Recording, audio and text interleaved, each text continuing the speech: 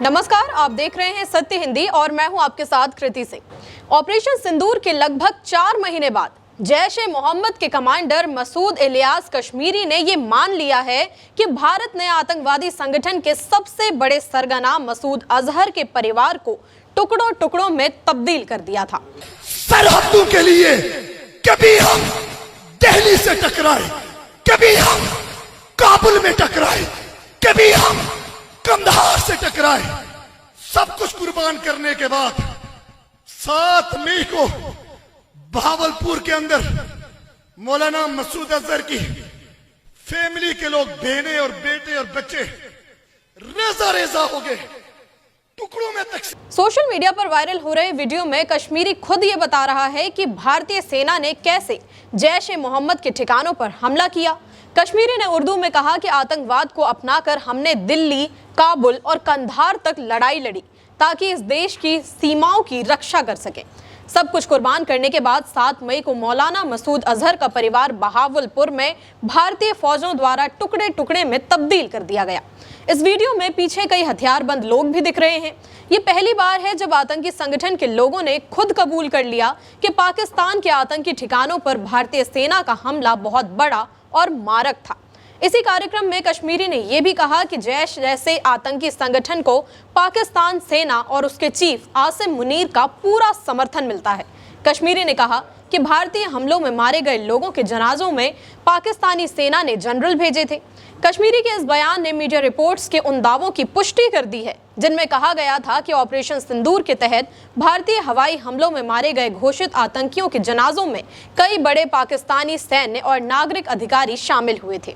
जम्मू कश्मीर के पहलगाम में आतंकवादी हमले में 26 लोगों की जान जाने के कुछ हफ्तों बाद भारतीय सेना ने ऑपरेशन सिंदूर के तहत पाकिस्तान और पीओके में मौजूद 9 आतंकी ठिकानों पर रात भर हमला किया।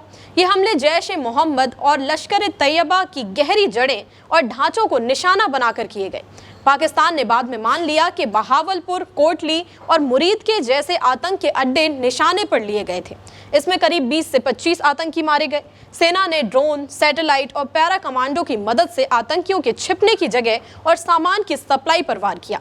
हेलीकॉप्टर से बमबारी और सटीक निशाना लगाकर आतंकियों को खत्म किया गया। पुलिस और जासूसी टीमों के साथ मिलकर आतंकियों का नेटवर्क तोड़ा गया। आपको बता दें कि बहावलपुर पाकिस्तान का 12वां सबसे बड़ा शहर है। ये जैश ए मोहम्मद का मुख्य केंद्र है। यहाँ पर जैश ए मोहम्मद का ऑपरेशनल हेडक्वार्टर जमिया मस्जिद सुबहान अल्लाह में है, जिसे उस्मान ओ अली कैंपस के नाम से भी जाना जाता है।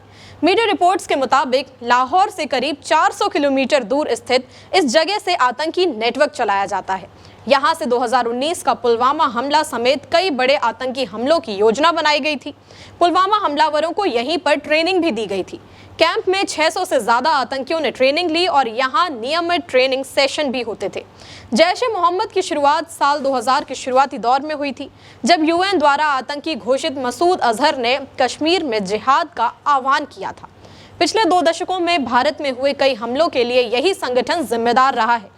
ऑपरेशन सिंदूर के बाद पाकिस्तान की मीडिया ने बताया कि मसूद अजहर ने बयान देकर माना कि भारतीय ऑपरेशन में उसके परिवार के 10 सदस्य मारे गए, लेकिन मसूद अजहर खुद कई सालों से छिपा हुआ है। पाकिस्तानी नेता बिलावल भुट्टो जरदारी ने दावा किया था कि इस्लामाबाद को उसकी लोकेशन के बारे में कुछ भी नहीं पता। जून में दिए गए इंटरव्यू में भुट्टो ने कहा था कि अगर भारत ये सबूत दे दे कि अजहर पाकिस्तान की जमीन पर है तो पाकिस्तान उसे गिरफ्तार करने में खुशी महसूस करेगा। लेकिन इंडिया टुडे की रिपोर्ट के मुताबिक मसूद अजहर को आखिरी बार पाकिस्तान के कब्जे वाले कश्मीर के गिलगित बाल्टिस्तान इलाके में देखा गया था, जो मसूद के बहावलपुर वाले अड्डे से 1000 किलोमीटर से भी ज्यादा दूर है। मसूद को एक मशहूर टूरिस्ट जगह स्कार्दू में भी देखा गया था। आपकी जो भी राय हो इस मामले में हमें कमेंट में बताइएगा। वीडियो पसंद आया तो लाइक और शेयर करें और चैनल को सब्सक्राइब करना ना भूलें, क्योंकि हर खबर का सत्य तो आपको सत्य हिंदी पर ही मिलेगा। फिलहाल के लिए इतना ही। नमस्कार।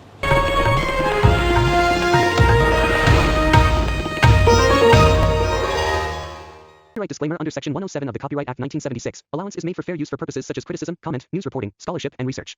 Fair use is a use permitted by copyright statute that might otherwise be infringing.